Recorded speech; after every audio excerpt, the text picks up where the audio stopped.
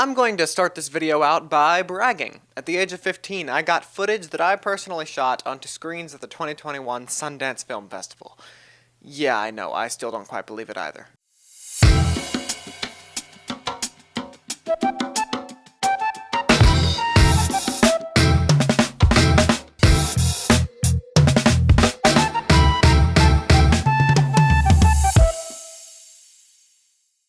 Sometime in July of last year, an ad caught my eye for a new film called Life in a Day 2020.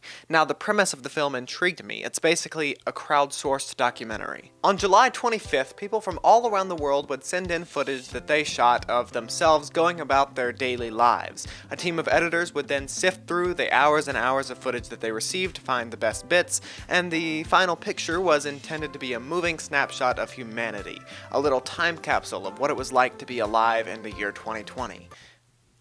As most of you remember, not very good. It's a snapshot of life as we knew it on that day, a capsule of a tumultuous time amidst a global pandemic, the George Floyd protests, and a whole host of natural disasters. But even through all that, it aims to extract the beauty and to see the good in the situation and to see the universal good in human life, no matter what bad things are happening in the world. But I'm getting ahead of myself and trying to start reviewing the film already. Let me keep telling the story. So I did my research. I checked the film out and realized that it was in fact a sequel. A version of Life in a Day had already been released in 2010, so I watched that movie and absolutely loved it. I'd loved the concept already, but the original film just showed me exactly what was possible with this idea. It painted this perfect picture of life, creating a work of art that was somehow as grounding as it was surreal. It was hard to watch, but it was also even harder to tear my eyes away from. So naturally, the sequel sounded like something I wanted to be a part of. I checked my schedule and noticed that on July 25th, I was going over to my girlfriend's house to celebrate her birthday.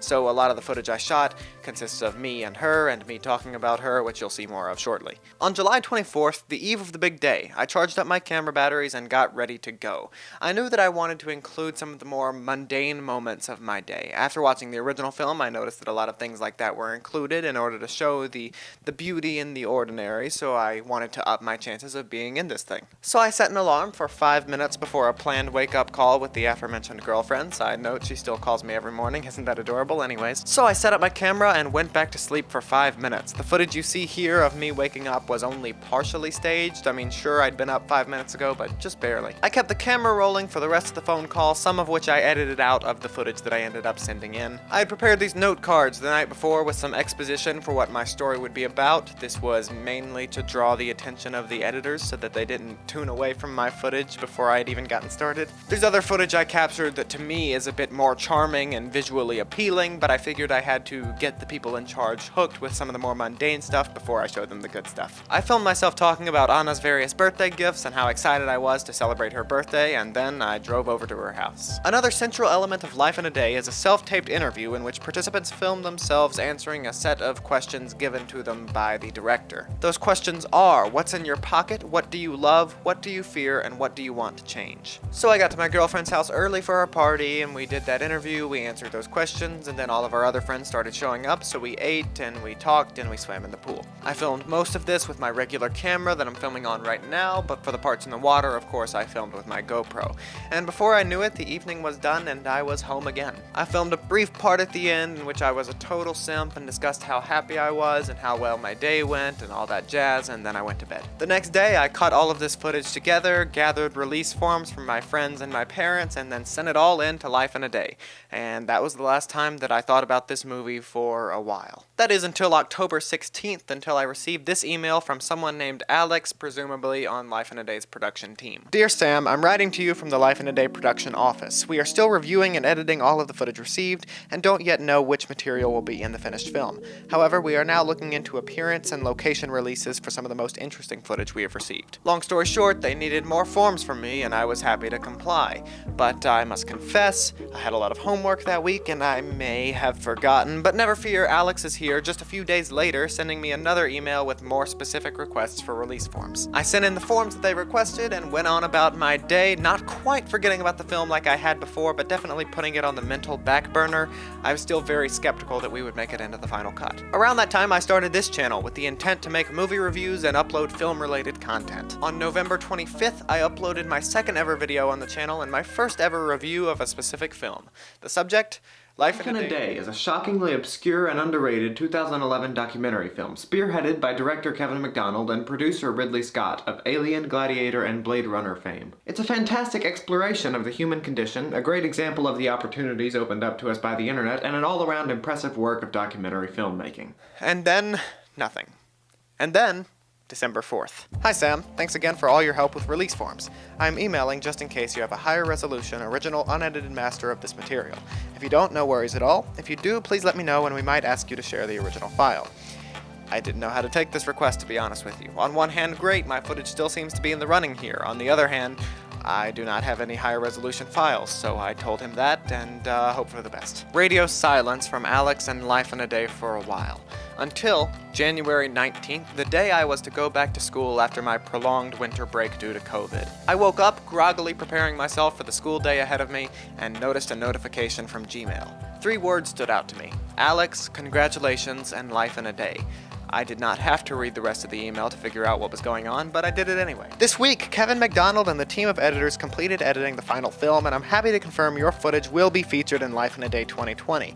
Life in a Day 2020 will premiere at the Sundance Film Festival on February 1st, and then stream on YouTube from February 6th via the Life in a Day YouTube channel. The film is a powerful and moving account of life on July 25th last year, and includes both short and longer clips from over 500 contributors from around the world. We feel it is just what the world needs right now, and we really want the film to find a wide audience. They asked me if I'd like to be put in touch with people at YouTube for possible marketing requests, and not knowing exactly what that meant, I said, yeah, sure, absolutely, and they asked me not to talk about my inclusion in the film publicly until January 22nd. That was fine with me. I was just happy to be in the movie. My pipe dream of being in a movie that was produced by the guy who directed Alien and Blade Runner had finally come true. Out of over 300,000 submissions, it came down to only 500 people, meaning I made it into the roughly 1/600th of submissions that made it into the film. I checked out the website for the Sundance Film Festival and got myself tickets for the premiere and the second showing of Life in a Day 2020 on February 1st and February 3rd. I figured I would see it twice at the online festival, in addition to the private contributor premiere, which, by the way, took place at 7 a.m. for me due to time zones. But hey, I also got some sweet Sundance merch, so look at that, isn't it cool? The days passed very slowly, but the Sundance Film Festival finally arrived. I got tickets for a couple of other films, and I spent a couple of days enjoying myself and just watching a bunch of movies, some of which were considerably better than others, but even the worst ones had a certain charm and added to my enjoyment of the festival. On the 4th day of the festival, I finally got the moment I had been waiting for, the cast and crew premiere of Life in a Day 2020. This was the first time I had ever seen it. This was the first time anyone who wasn't the production team had ever seen it. The film wouldn't be made public until a week later, and it wouldn't even premiere at Sundance until the very next day. I feel like I'm maybe over-explaining this, I feel like you maybe get the idea, but I've never been invited to an advanced screening of a movie before, so I'm a little bit excited about it, okay? Also, I was anticipating and I was curious because I didn't know how much of me was in the movie. I didn't know when I was in the movie, I didn't know which clips of me were in the movie, I didn't know if it was footage of just me, or footage of just Anna, or footage of me and Anna. I didn't know what was in this movie. I could pop up as one of those recurring characters who shows up throughout the film. I could have a less than a second clip and a long montage of little moments, which, by the way, I would have been happy with. I wasn't a recurring character, and I didn't have just like a half-second moment. What really happened was somewhere in between those two, but we'll talk about that in a second.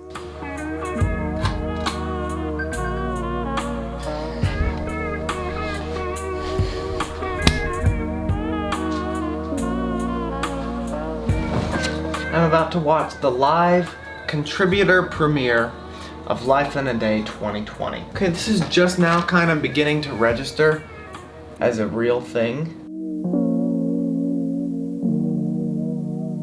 The movie began and I called Anna and watched it with her on the live stream.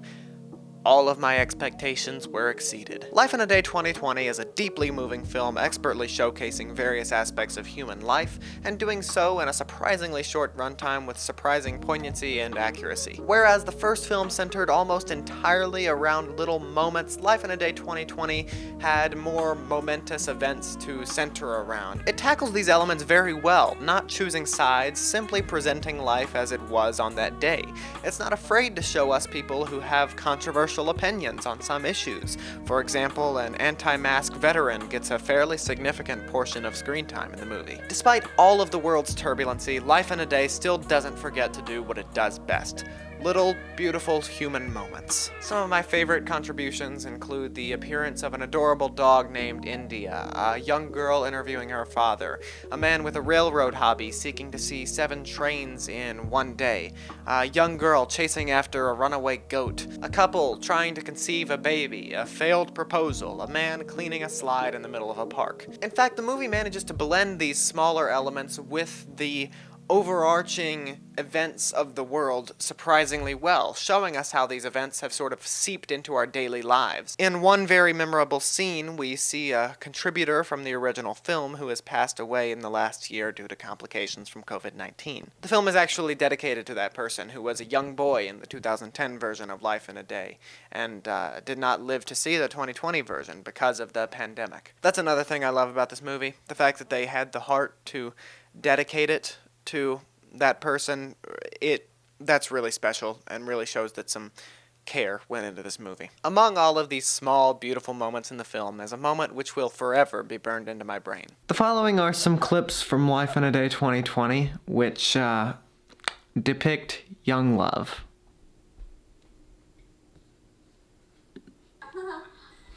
Oh, that's funny, yeah. You know, in those movies they say, well, it'll ruin our friendship. Because he likes 3 people. So I said, okay, well, there were 2 people left, me and this other girl. And I said, okay, I guess the other girl. And he said no, so that means that I'm one of them. And then she said, yeah, I like you. So. Did you say, where in the order of 3 am I? Cutest thing ever. I had a dream in which there was I was a creature. Okay. I was a creature. You were a creature? I was little. I was like a little fairy or something. And I was kind of.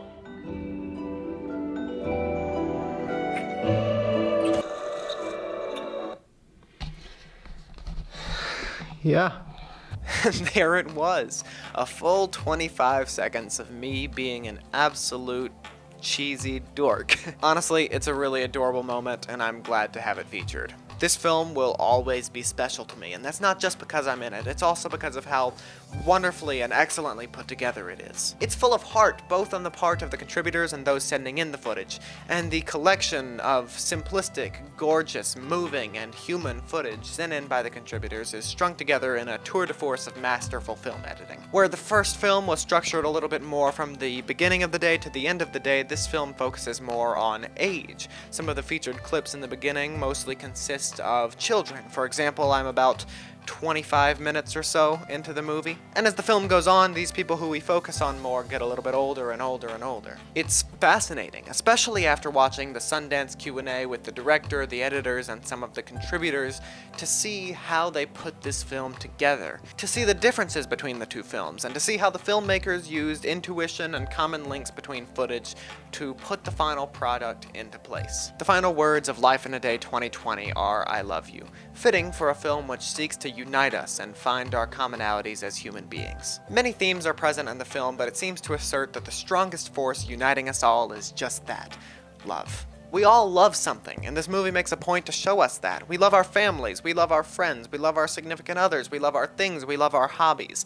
We love, and that is the strongest link between every single one of us. I'm happy to have offered up some footage to help build that theme, and I'm happy to have been a part of this amazing film. Life in a Day 2020 is streaming for free on YouTube today. I will include a link in the description so you can go check out the full film, which I highly recommend you do, and I'll also include a link to the 2010 version just for good measure. Trust me, the 3 hours that you'll spend watching both of them combined is completely worth it. Whenever you watch the movie, come tell me what you thought about it. Go to my comments section. I'm more than willing to talk to any of you. So yeah, that's about it. That's about all I have to say. So go out and love something or love somebody. I'll see you in the next video. Until then, I'm Sam Morgan, and this is Pictures Up. And by the way, Kevin MacDonald, Life in a Day 2030? Maybe?